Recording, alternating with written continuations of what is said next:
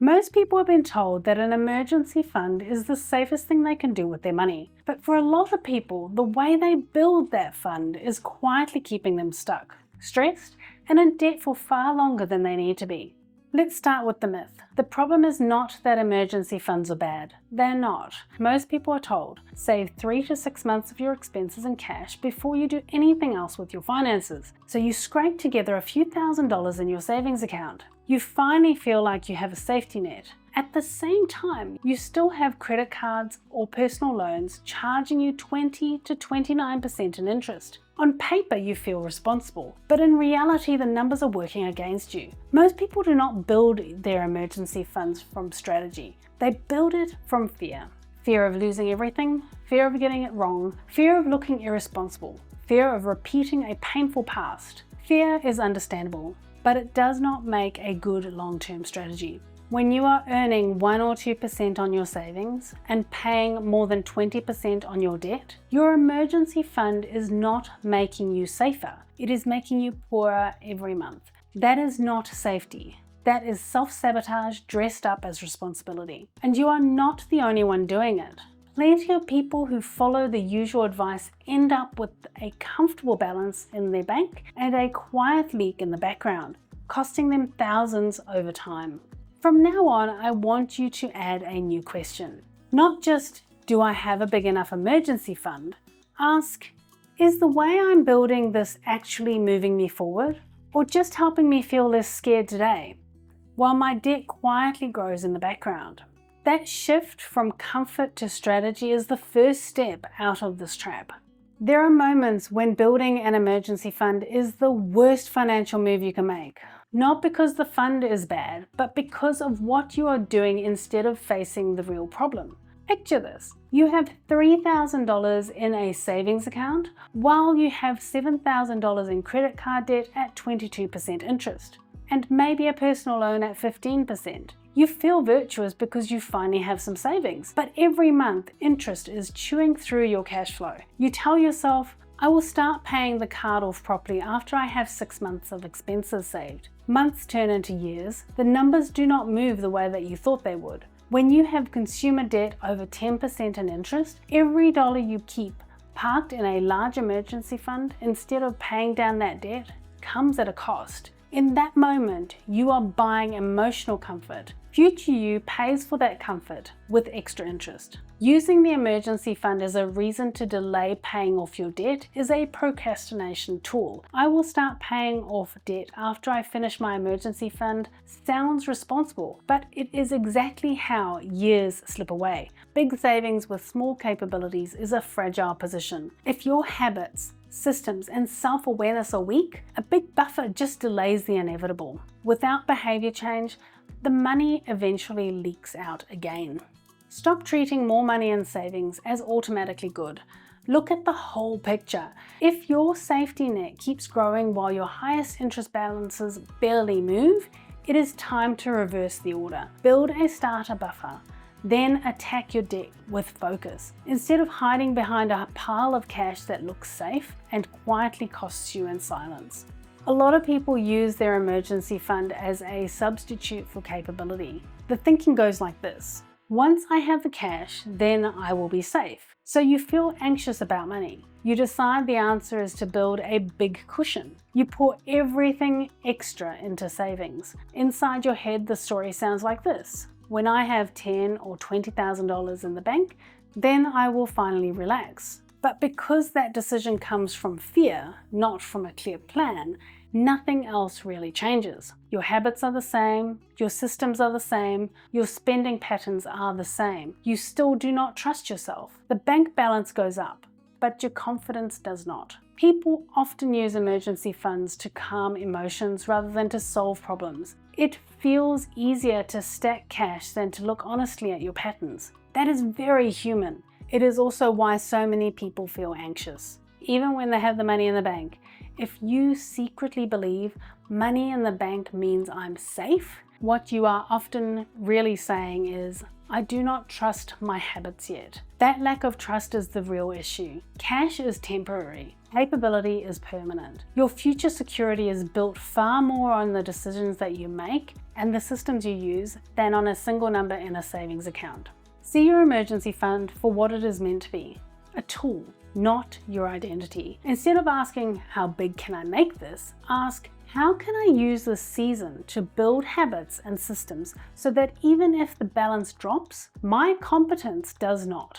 Yes, it is uncomfortable to look at your patterns, but the discomfort is part of the emotional cost of building real, lasting security. Most of us are taught to think of emergency fund as things. Car repairs, broken fridges, unexpected bills, but some of the most expensive events in your life are emotional and personal. A proper emergency fund gives you options in those moments. In 2025, I had a work cover breakdown. My body essentially pulled on the handbrake. This was not a burst pipe problem.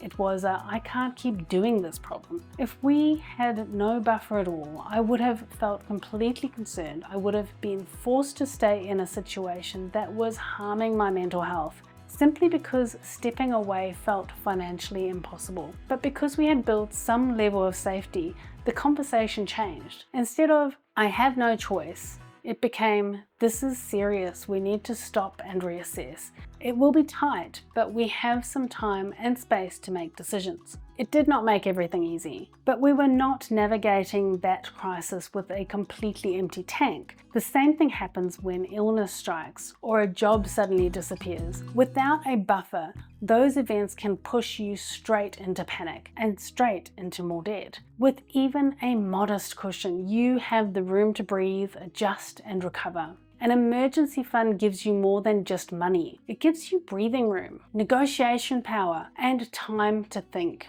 That is just as important for emotional emergency and health shocks as it is for broken appliances. Without a buffer, you have obligations, not choices. I hate my job, but I cannot leave. I'm unwell, but I have to keep going. That is very different emotional state from this job or this place is not sustainable and I am planning to exit. Illness, job loss, mental health events, these are all part of life. Recognizing them as a valid emergency helps you design a safety net that respects your well-being, not just your belongings. Your health and stability matters more than any fridge. Expand your definition of emergency. Your emergency fund is not just for stuff. It is for you. The goal is not to hoard cash. The goal is to create enough space that when your body or mind says enough, you are able to respond instead of react in panic. The answer is not to throw away the idea of an emergency fund. It is to build it in the right order. Here is a framework that I use and teach. Think of it as 3 stages. Stage 1. A starter buffer is around $1,000. This is not meant to solve every problem. It is there to stop the bleeding. It handles basic surprises. It keeps small issues from turning into fresh credit card debt. Stage 2. Your debt payoff season. Once that starter buffer is in place, your priorities shift to clearing high interest consumer debt. You can use the avalanche method, which is high interest rates first, or the snowball method, which starts with small balances first. The method matters less than the commitment. Focused progress. Your brain needs wins. Stage 3. After the debt is gone, you build 3 to 6 months of living expenses. This is where you earn the right to build a bigger cushion, without dragging high interest rates behind you like an anchor. That order pulls you out of fear and into strategy. A small emergency fund first means every flat tire or broken fridge does not derail your progress. Beyond that point, debt reduction usually gives you more safety than a large cash pile sitting next to a big interest bill. And you do not need to debate the perfect method forever. Avalanche or snowball method. The one that works is the one you will stick with. Building a full 3 to 6 month fund is still important. It is just phase 3, not phase 1. That simple shift in sequence can save you thousands and a lot of stress. Reframe your timeline. Instead of racing to a fully stocked emergency fund while your credit card balances barely move, commit to this. Start a buffer, then a clear debt season, and then a fully funded emergency fund. Saying no to the comfort of a giant cash pile right now is what allows you to get out of debt faster and build real freedom on the other side. You do not need to fix your entire financial life in a week. You need one clear first step and some tools that make it easier. A lot of people in this community reach a turning point when they stop trying to do this in their heads. They started using simple, structured tools instead. They tracked their progress, they understood the language of money, and they followed a basic plan for their debt repayment instead of guessing. That structure took some of the emotional load off. If you do not know where your money is going or what your debt really costs you, it is very hard to choose the right next move. You do not need complex systems. You need tools that you'll actually use. A basic tracker, a simple debt strategy, a bit of language confidence. Those three things will take you much further than the perfect spreadsheet that you never open. And support matters. Having resources and a roadmap helps you stay grounded when your emotions want to take over. Here is what I want you to do after this video. Decide to build that starter emergency fund. Design your next month around that goal. Then choose one tool that will support you and commit to using it. Not one day, now. Do not leave this as a nice idea. Turn it into action.